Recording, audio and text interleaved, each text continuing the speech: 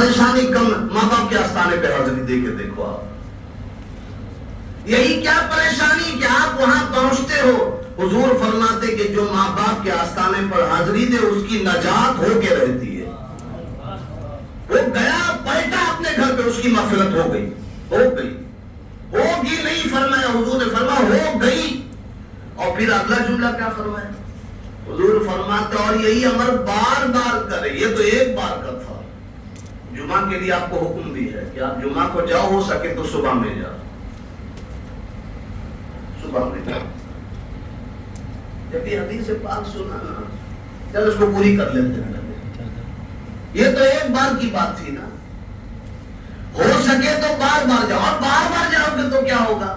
فرمایا اگر تم بار بار گئے، اسے سن لو، فرمایا اگر تم بار بار گئے اپنے ماں باپ کے آستانے پر حاضری کے لیے، قبر پر حاضری کے لیے، تو جب تم دنیا سے جاؤ گے قبر میں، ہے نا، دنیا سے قبر میں جاؤ گے، تمہارے آستانے پر کون حاضری دے گا؟ جی نہیں، یہ تو ہی حاضری دیں گے اپنی جگہ، اور جس کی اولاد نہیں وہ کیا؟ پھر آپ کا جواب جو ہے اس پر میں سوال کر رہا ہوں، ٹھیک ہے اولاد دے گی اچھی بات ہے، لیکن جس کی اولاد نہیں، اللہ نہ کرے کسی کی اولاد، سب کو اولاد عطا فرمائے، مولا علی کی اولادوں کے صدقے اللہ سب کو اولاد دے دے، لیکن اگر کسی کی خدا نہ خواستہ اولاد رہی ہے، وہ چلا گیا دنیا سے، اس نے ماں باپ کی قبر پہ حاضری تو برابر دی ہماری بات سن کر کے یا کسی عالم کی بات سن کے، اس کی اولاد نہیں، وہ دنیا سے گیا، اب کیا ہوگا؟ آپ نے تو کہا اولاد حاضری دی، اولاد ہی نہیں تو حضور نے اس کو بھی مایوس نہیں فرمایا، سب کے لیے فرمایا اولاد ہو نہیں ہو، فرمایا جس نے ماں باپ کی قبر پہ بار بار حاضری دی، جب وہ دنیا سے جائے گا تو فرشتے قیامت تک اس کی قبر پر حاضری دیتے رہے، کہیں مایوس حضور نے کیا ہی نہیں۔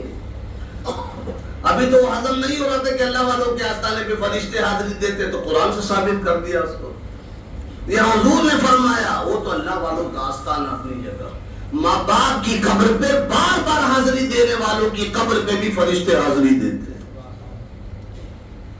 جب یہ حدیث پاک سنا نا ماں باپ کے تعلق سے کہ ماں باپ کے آستانے پہ قبر پہ حاضری، دیکھ صحابی کھڑے ہوئے، عرض کیا یا رسول اللہ صلی اللہ علیہ وسلم، میرے ماں باپ فوت تو ہو گئے لیکن مجھے پتا نہیں ہے کہ ان کی قبر کہاں ہے،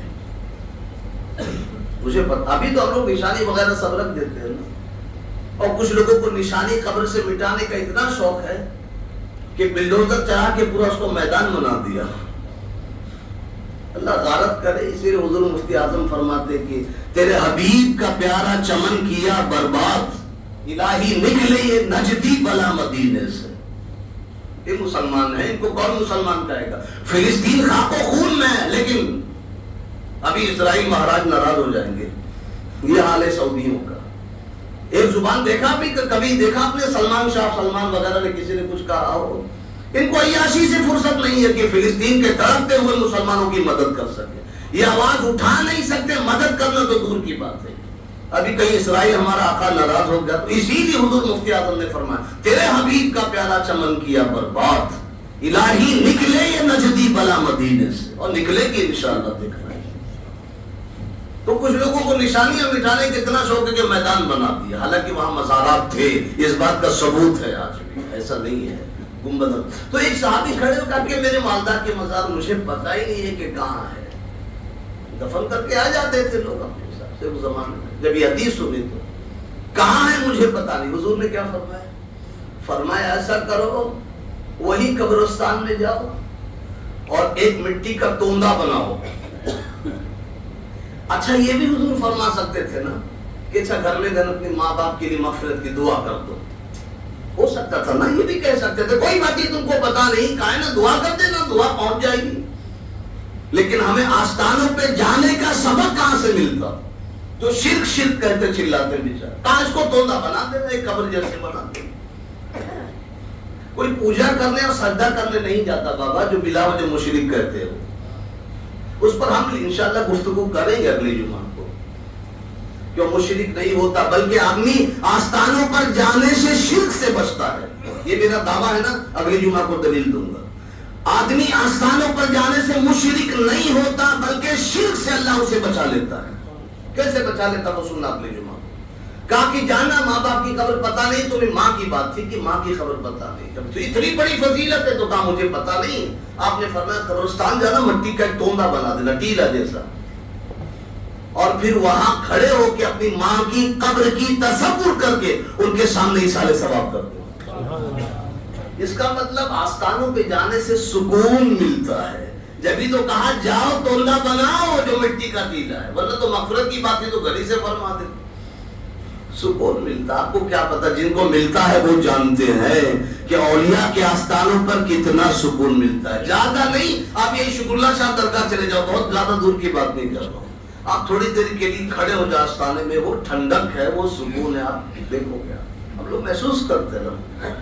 और जिसको महसूस होता समझ लो उसका ईमानी पावर अब भी बरकरार है। सुभान अल्लाह, सुभान अल्लाह। जिसको महसूस नहीं होता ना, वो अपने ईमान को चेक करे अच्छे से। जैसे कुरान की आयत है, उसके बारे में कहा गया ना, कुरान की आयतों को पढ़ने से या सुनने से आंख से आंसू निकलते हैं, लेकिन हमारे आपके कहाँ निकलते? इसका मतलब ईमान कमजोर है। कुरान कहता है कि कुरान की आयतों को पढ़ने या सुनने से ज़ादतहुम ईमाना, ईमान बढ़ता है और आंख से आंसू निकलते हैं। तो हम अपनी बात को सही समझे या कुरान की?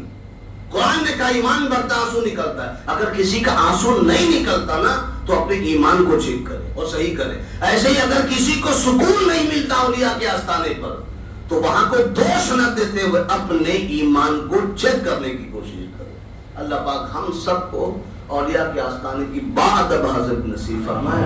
अस्सलामु अलैकुम व रहमतुल्लाहि व बरकातहू।